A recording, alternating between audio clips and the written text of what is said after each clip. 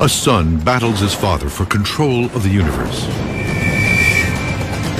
and seizes more power than any god ever had. This is the story of Zeus, Greek mythology's supreme commander. To us, it's a myth, but to the ancients, it was reality, a way to make sense of a terrifying world. Some Greeks believed Zeus was the one true god, centuries before Christ, and that nature's worst catastrophes were a sign of his wrath.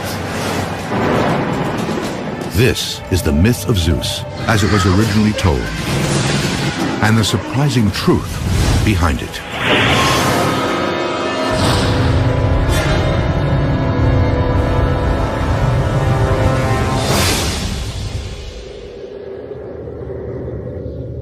If you control the sky, you control the world. In Greek mythology, that power belongs to one god,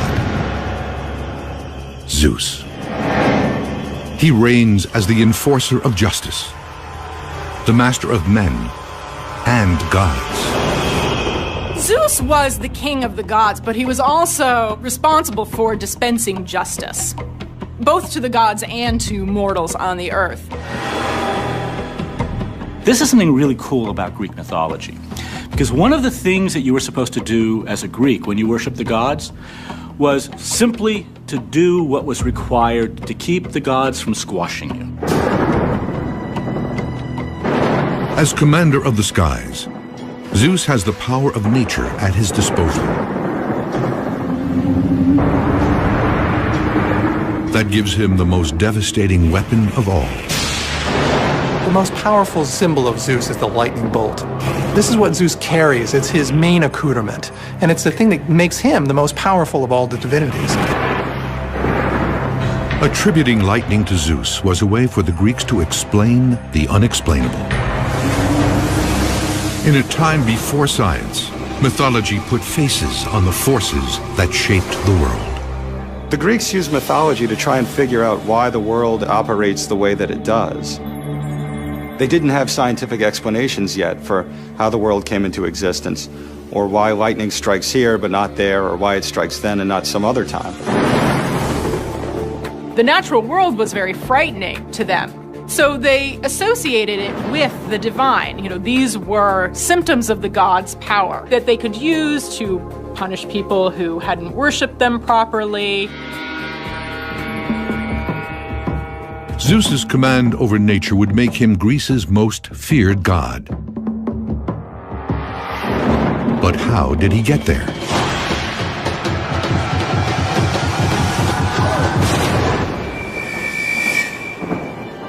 What we know of Zeus begins with the writings of the ancient Greek author Hesiod, around 700 BC. His book, called Theogony, was the ancient Greek story of creation, what the book of Genesis is to our own world. Theogony is Hesiod's attempt to make sense of the world, to bring order to it by telling the story of a dynastic family rivalry that winds up in a well-ordered cosmos that is the world that you and I know today.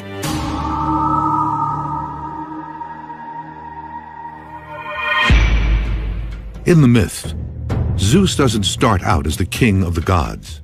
He rises from obscurity to challenge his father for control of the universe. And that won't be easy. His father is Kronos. He is king of the Titans, the most powerful gods in the universe. The Titans are an older order of Greek god. They're pretty rough around the edges. They're not too bright. They're also not very well civilized. As leader of the Titans, Cronus is expected to produce offspring. So he mates with his own flesh and blood, his sister and fellow Titan, Rhea. Incest shows up quite a bit in mythology. Among the gods, there's really nobody else at the beginning for them to have sex with, so they end up marrying one another. There's an old-time aristocratic idea that says that no one else is good enough for our family except only our family. And the Greek gods definitely seem to ascribe to this kind of a principle. These two Titan siblings, Cronus and Rhea, produced the next generation of Greek gods. Mythology's household names, the Olympians. Among them are Hades, Poseidon, and Zeus.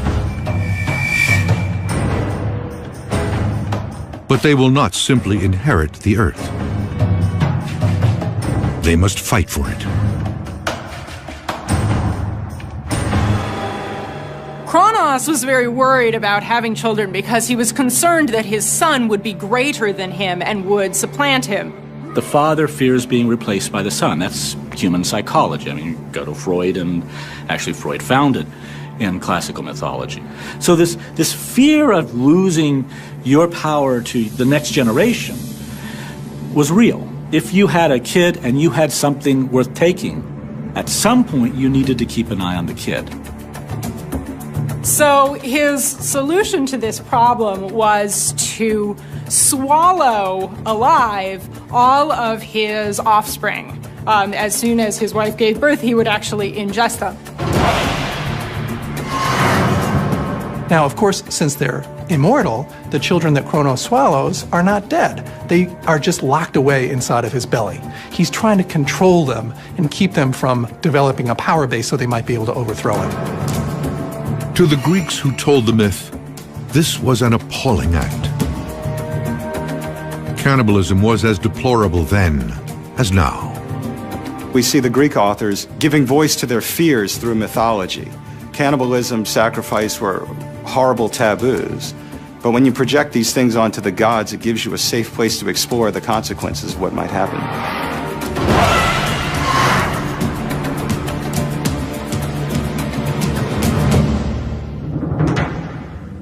Rhea is horrified. All 5 of her children have been swallowed alive. Now, she is pregnant again. But this time, she has a plan. She sneaks away and gives birth in secret to a son, the future king of the gods, Zeus. But Cronus is expecting another child to swallow. So Rhea wraps a rock in a baby blanket and presents it to him. Without thinking twice, he grabs the bundle and gulps it down. So the plan of Rhea is put into place. Kronos has swallowed down the stone instead of Zeus. Zeus then, as an infant, is spirited away, and he's put in what the ancient myth tellers tell us is the folds of the earth. Zeus has been saved by his mother's cleverness. It's a memorable story, but could that secret cave at the heart of the myth really exist? It seems the ancients thought so.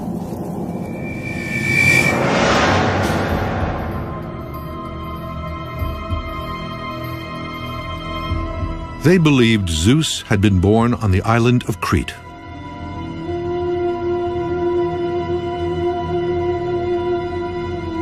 In this mountain cave. The cave on the island of Crete is perhaps the most important sanctuary for the veneration of Zeus. It was considered as one of the possible places where the baby Zeus was kept hidden from its own father.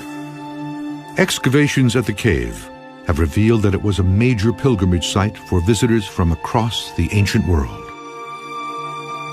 It was a place that people would go to worship Zeus. How do we know? We've excavated thousands of dedications to Zeus and ritual objects to Zeus from all over the Mediterranean. One find in particular ties directly into the myth of Zeus. Amongst the material remains were these cool shields that probably were along the walls and were put up there to indicate the clanging of shields that the people defending Zeus used to muffle his crying when he was a baby, so that Kronos could not hear.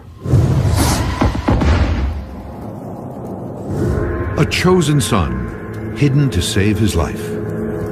For Christians and Jews, the story of Zeus's birth is very familiar. Many religious and mythological traditions have stories of sacred or divine children who are hidden away in order to protect them so that they can grow to adulthood and fulfill their destinies. We think perhaps of Jesus, who is hidden away in the manger so that Herod will not be able to get to him, or of Moses, who is hidden away in Egypt. In the myth, Zeus quietly comes of age inside the cave.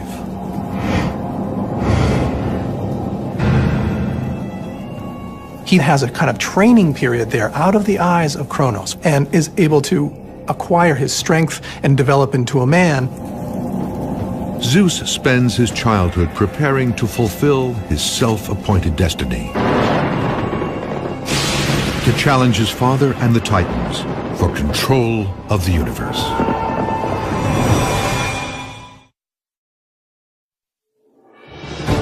Zeus has escaped the fate of his siblings, who were all swallowed alive by their father, the Titan Cronus.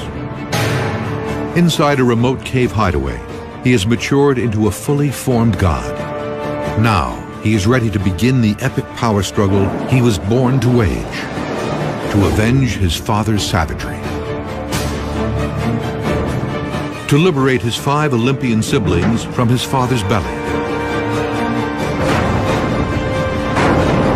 And to seize control of the world from the Titans who now rule it.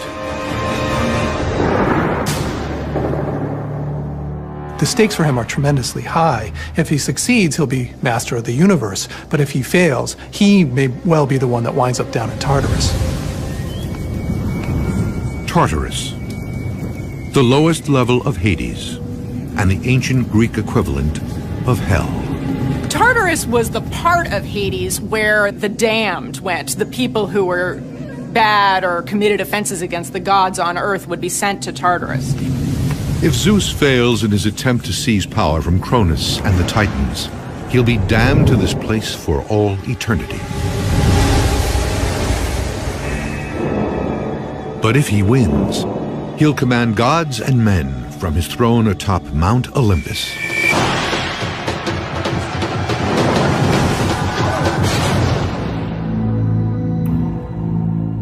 In Greek myth, Mount Olympus is the towering home of the gods, but it's also a real location. It's the highest peak in Greece, rising nearly 10,000 feet above sea level. And it's a natural setting for supernatural powers. The Greeks really believed that their gods actually lived physically on Mount Olympus. It was important for them to actually have a sense of where heaven was, where the gods actually resided.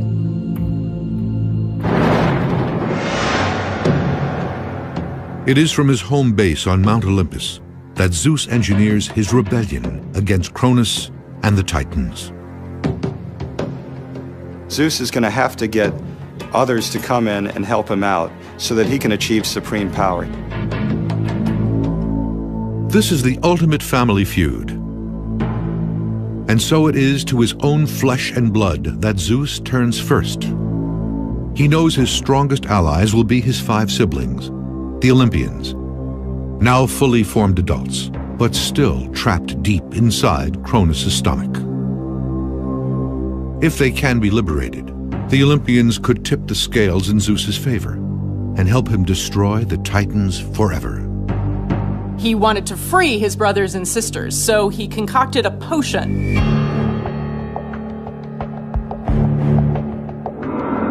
Quietly, Zeus enters Cronus' lair and slips the drug into his nightly cup of mead. Cronus drinks it and becomes violently ill.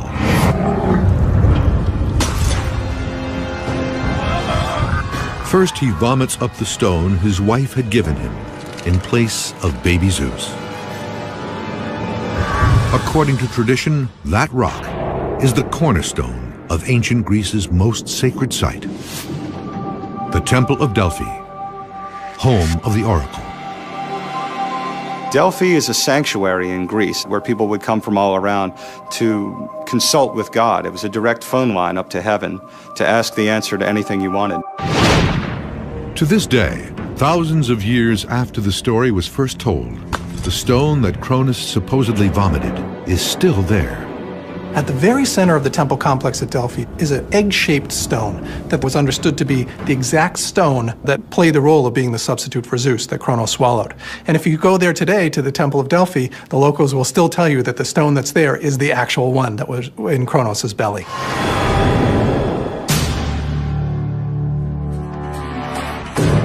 In the myth, after throwing up the sacred stone, Cronus regurgitates Zeus's 5 siblings.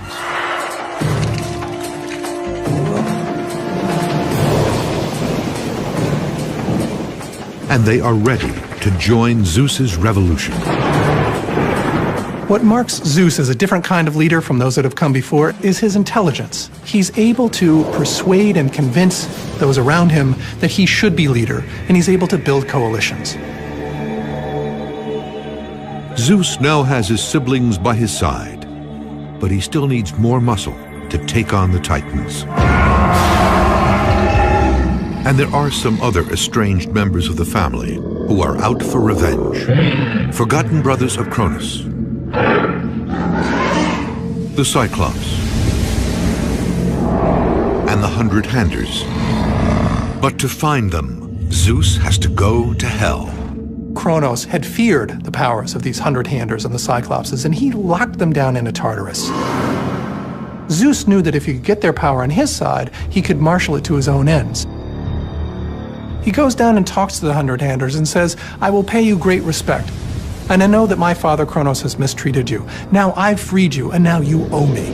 And even they are moved, and they say, "Yes, great Zeus, we realize not only are you very powerful, but you also know how to treat people well. So we appreciate that, and we will now fight on your side."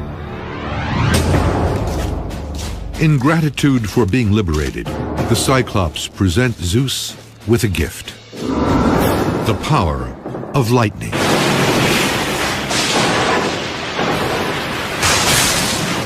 Lightning is one of the most devastatingly powerful forces in nature. When lightning arcs through the air is briefly raised to a temperature that can be more than 50,000 degrees. That's 5 times the surface temperature of the sun. The lightning bolt gives Zeus the power to rule the universe. With this lightning bolt, no one's going to be able to overthrow him.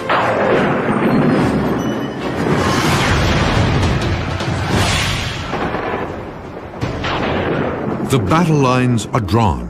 The Titans will fight from Mount Othrys, the Olympians from Mount Olympus.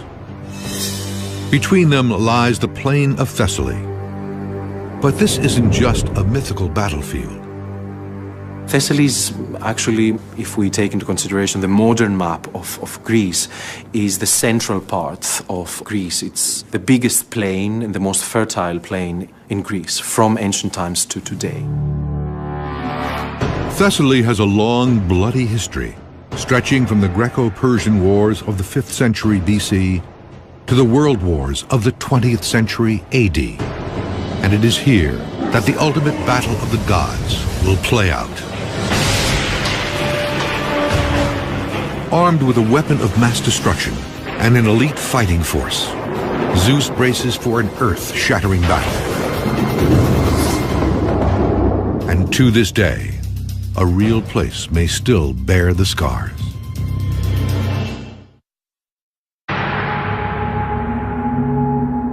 Mythology's defining moment is now at hand.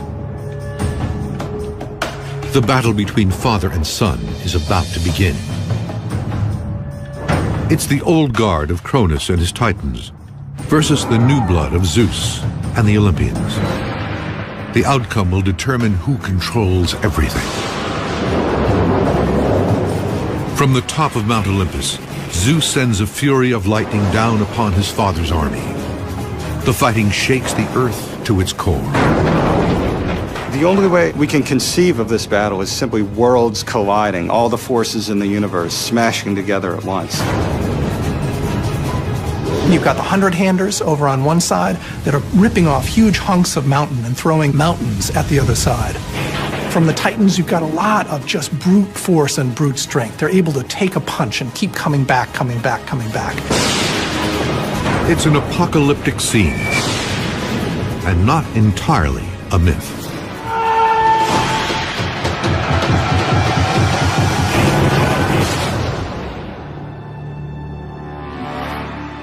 Experts have recently determined that a real event, just as frightening, actually happened in the ancient world.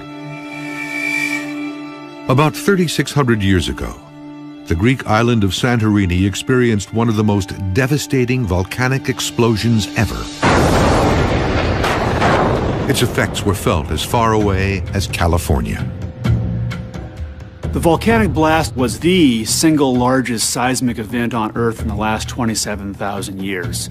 To give you an idea of how massive it was, imagine a mountain about 3.5 miles tall being blown into the sky all at once. In 2006, scientists discovered that the Santorini eruption was even larger than originally believed. Excavations uncovered deposits of volcanic ash piled 20 stories deep, blanketing a 30-mile radius around the island. Based on this evidence, it's now believed the eruption unleashed the equivalent power of 50,000 Hiroshima bombs. An explosion that powerful would have annihilated much of the Greek world. For the survivors, who knew little about how volcanoes work, it could only have been the wrath of the gods. When the ancient myth tellers told the story of great cataclysmic battles that shook the earth, they weren't doing so in a vacuum. There hadn't been massive seismic events that had happened in the memory of some of the earlier generations of Greeks before these myth tellers had written down their stories. As the clash of the gods plays out in the myth, it appears Zeus is finally about to seize control of the universe.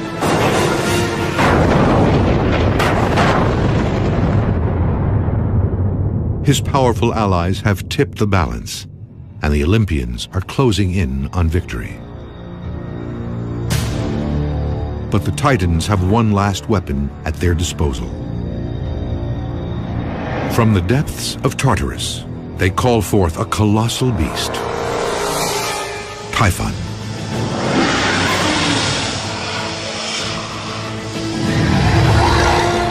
Typhon is a tremendously strong, powerful monster that's challenging Zeus himself. It's a last-gasp effort, and the final monster, the final challenge he has to put down in order to secure his reign over the universe. It is a supernatural deathmatch, a decisive struggle between good and evil. And it will all come down to the ultimate weapon. As Zeus and Typhon are engaged in this final epic battle, Zeus eventually gets the upper hand and wins via his lightning bolt. With one final assault, Zeus drives Typhon and his Titan allies down into Tartarus, where they are damned to spend eternity in a fiery abyss.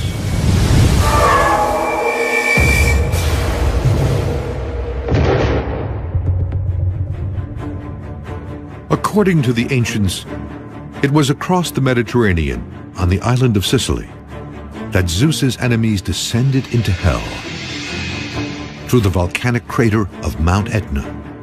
Local legend says Typhon is still inside and has been behind all of the volcano's eruptions over the centuries. Greeks used this myth as a way of explaining why lava was constantly pouring out of the volcano. They explained that as either the remnants of Zeus's lightning constantly shooting out, or of the flames of Typho, who's still breathing just a little bit, exploding flame out of the center of the volcano. It is also said that Typhon causes destructive windstorms. In fact, his name is the basis for the word typhoon. But in the myth, the storm clouds have broken, for the time being. Zeus's victory over his father makes him the king of the gods, the absolute ruler of the universe. So goes the myth. But what is the link to reality? In 2003, at the base of Mount Olympus, a lost temple was discovered. It was the centerpiece of an ancient city known as Dion. and it was dedicated to Zeus. Dion was a city that was built at the base of Mount Olympus, and so it's very close to the home of the Olympian gods and goddesses and where Zeus lived in Greek mythology. In fact, the name of the town, Dion, means Zeus.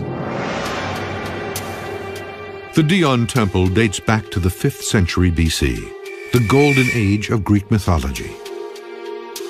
Scattered around the site are marble blocks with unmistakable engravings. Eagles. In ancient Greece, eagles were the divine symbol of Zeus. But there's more.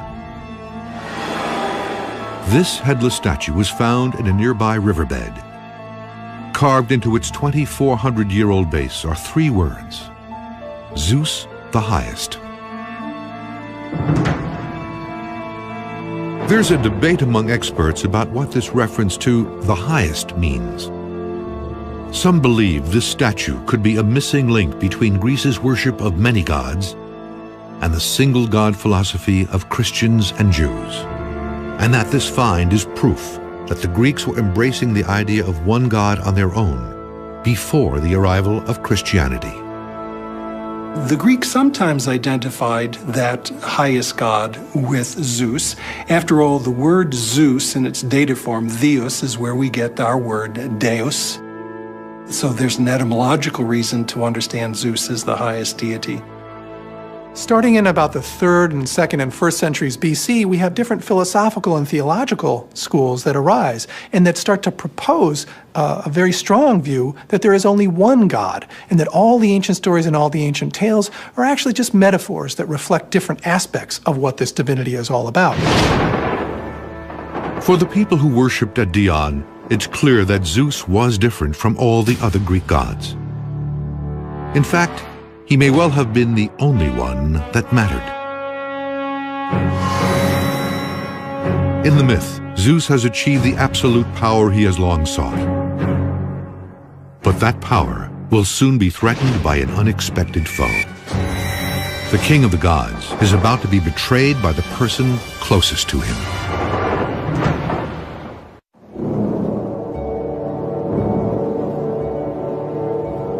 Zeus has won his epic clash with the Titans.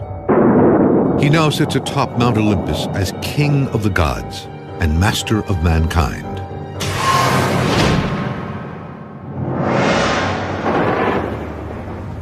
The ancient Greeks worshipped Zeus above all others, even though he was fatally flawed. The ancient Greek gods are very relatable. They have faults, they have strengths, they have weaknesses, they have all the things that normal human beings would. In fact, when the Greeks in these early times think about their gods, one way of trying to understand it is that they see their gods as being a lot like you and I, just really, really big. According to the myth, Zeus has one very human weakness that threatens to be his undoing: an uncontrollable sex drive. Zeus likes the ladies. That's one of the most endearing and enraging things about him, is that he has this very, very human character, that he never saw a girl that he didn't like. Zeus will stop at nothing to seduce his conquests. He even uses disguise. Zeus visits mortal women in various guises, whatever it takes to consummate the relationship. So in different tales, we hear of Zeus turning into an eagle, turning into a swan, turning into a bull, turning into all these different shapes, turning into human beings to mimic a woman's husband's face, to trick the women as best he can into having union with him.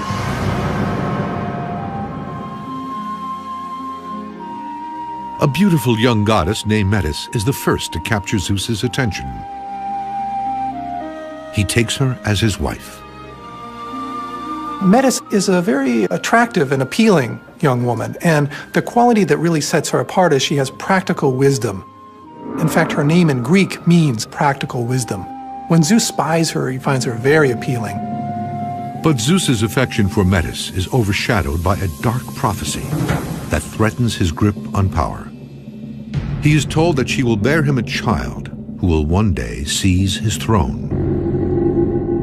Suddenly Zeus, like his father, must fear his offspring. Zeus is representative of this awful tradition that starts literally from the dawn of time, of sons destroying their fathers in order to take prominence. But Zeus vows that this time will be different, and he takes a drastic step to make sure of it. He swallows his wife, alive. Once again, family love falls prey to power, its history repeated. But this horrifying act will make Zeus stronger and wiser. By swallowing her, Zeus internalizes metis, or cunning, and prudence all at once. She becomes a part of Zeus. In a sense, she's probably imprisoned in his stomach, but he also takes on these greater qualities of intellectual ability. This to us seems a little strange, but it's important to remember that for the Greeks, one of the places that some Greeks thought that they carried their wisdom and their ideas was actually in their stomach. So when Zeus swallows Metis, he actually takes her into the part of himself where really a lot of his best thinking was done. With Metis gone, Zeus is in need of a new wife. And like his father before him, he finds one in his own family.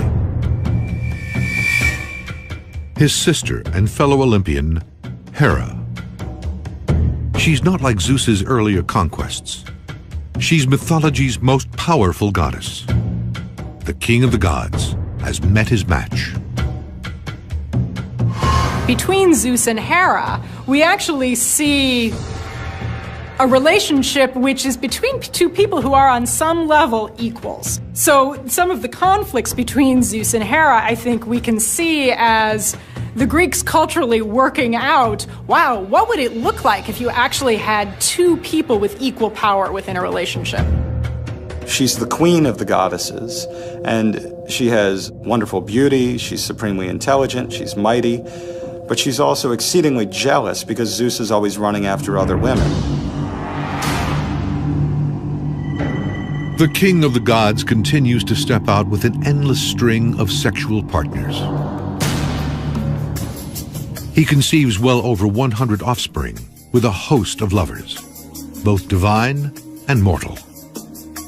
If I'm not mistaken, Zeus never has an encounter with a woman that does not produce a child. So in that sense, it's extreme virility, it's extreme power. Zeus's ability to sleep with anybody matches a kind of fantasy of what ancient Greek males would hope or desire their lives to be. Men fantasized about such things, and they thought if there was an all-powerful god out there, well, he would surely act on those fantasies. Zeus's promiscuity provided a perfect way for Greeks to connect themselves to him. Every corner of the Greek world boasted of having its own hometown love child.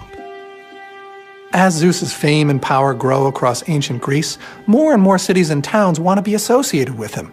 And they therefore claim that there was some kind of actual liaison between Zeus and some mortal woman within their family tree that then produces the offspring that produces the local ruling families. Evidence of this connection can still be found in cities throughout the Greek world. Athens, Thebes, Magnesia, Macedonia. All are named after children of Zeus. But there is one individual who isn't happy about Zeus's abundant fertility. In the myth, his wife Hera has had enough. She vows to make the king of the gods pay dearly for his chronic philandering. She doesn't like to be humiliated in front of the other gods, so she will take it out on her husband. Hera gathers the other Olympians together and lays the groundwork for a revolution. Hera actually goes to her fellow Olympian gods and says, "Why is Zeus in charge? He's no more important or powerful than the rest of us. If we all get together, we can kick him out." So in fact, they rise up and they bind Zeus with chains. Zeus awakes from a nap to find himself tied down.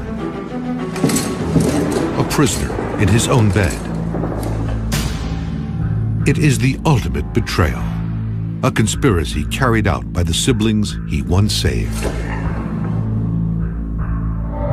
The god revolt was the greatest threat that Zeus ever faced. There was never any sense that mortals could challenge his power, but the combined power of all of the Olympian gods really could have defeated him. This was indeed one of the most horrifying moments in Zeus's career. He was actually about to lose everything. But just when all seems lost, help comes in the form of an old ally. The 100-handers. When they hear Zeus is in trouble, they come to his rescue, breaking his chains as the Olympians run for cover.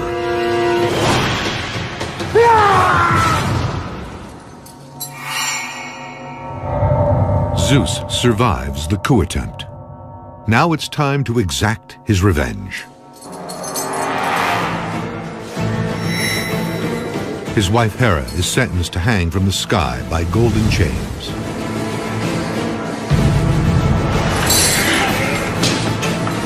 His son Apollo and brother Poseidon are condemned to hard labor. They are ordered to build one of the ancient world's most iconic monuments, the massive walls of Troy. It's another example of myth explaining the unexplainable. To the ancient Greeks, the walls of Troy seemed too strong to have been built by man, so Zeus's punishment of Apollo and Poseidon helped explain their existence. Their ruins survive to this day. In antiquity, people thought it actually had been built by the gods or some kind of divine intervention on behalf of the Trojans. In the myth, Zeus has dealt justice to those who crossed him. But it will be human beings who bear the brunt of his wrath. That wrath will arrive in the form of a massive flood, one that may even be linked to the biblical story of Noah.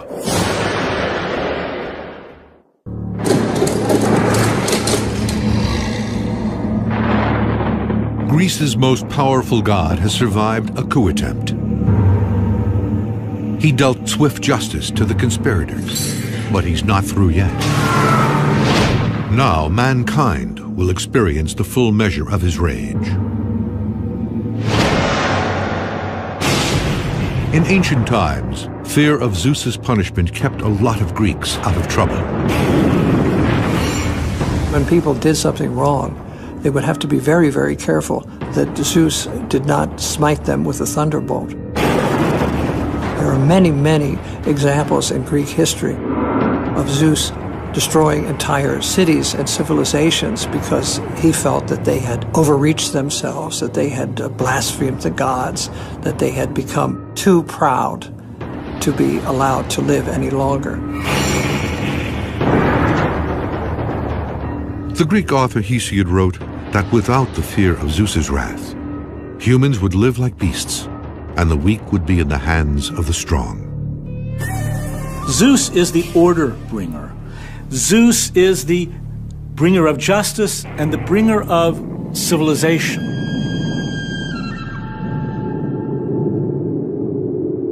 When natural catastrophes occurred in the real world, the Greeks believed that they were sent by Zeus to punish evil men. Often stories were invented to explain what had made the supreme god so angry.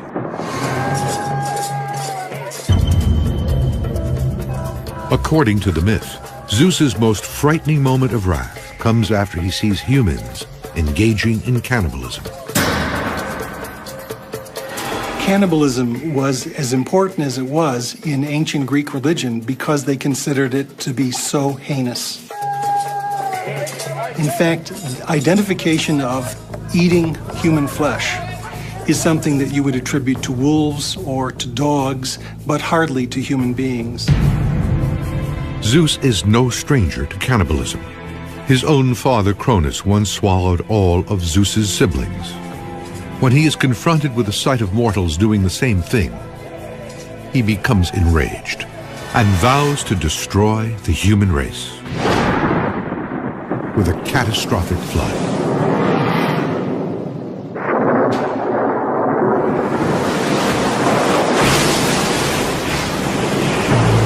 Nine days and nights pass. The rain is relentless, and the earth slowly drowns. The waters reach the peak of Mount Parnassus, which stands over 8,000 feet high. In all corners of the earth, the human race perishes. When the rain stops, only 2 mortals are still alive. Incredibly, they have survived the storm by building an ark. A raging flood, an ark, and only 2 surviving humans. The parallels with the Old Testament are striking. It could be the biblical flood of Noah. It could be Zeus's deluge. It could be similar sorts of giant watery disasters that we see figuring in a wide number of different cultures around the world.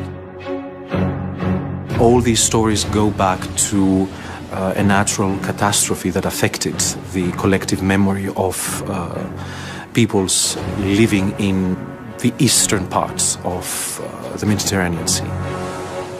A deluge like the one described in these myths would have devastated humanity. But could such a flood have really happened? In the past decade, scientists have uncovered some stunning clues that prove it did. Research has shown that as the last ice age ended about 7,000 years ago, runoff from melting glaciers surged into the Black Sea basin, violently submerging nearly 170,000 square miles of dry land. For these people, their entire world was flooding, and it surely must have seemed like they had angered the gods to have brought down this kind of disaster upon themselves. Could this be the real-life disaster that spawned the story of Zeus's flood?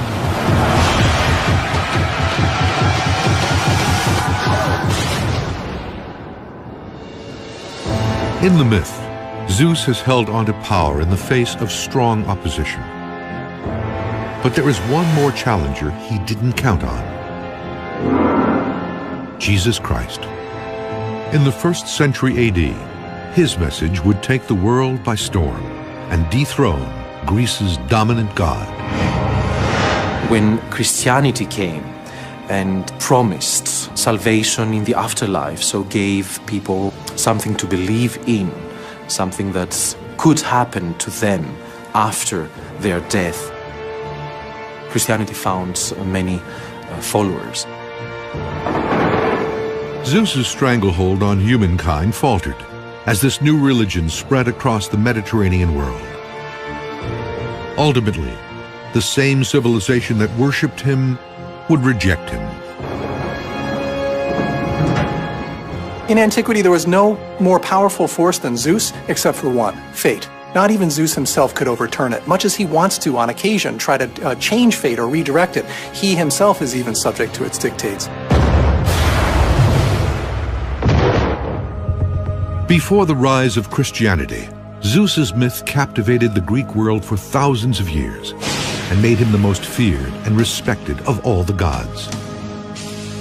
But he was only one of many, from Greece and beyond, who would leave their mark on mankind. Some are still familiar names: Hercules, Hades, Medusa. And each of their stories is a window into a long-lost world, a code waiting to be deciphered. These myths reveal to us in a uniquely powerful way the hidden strata that lay underneath our conscious, awake lives, our understanding of the world. And like an archaeology of the human mind, we can dig into them and see the deep recesses of human psyches. And I think that's what makes these myths so powerful.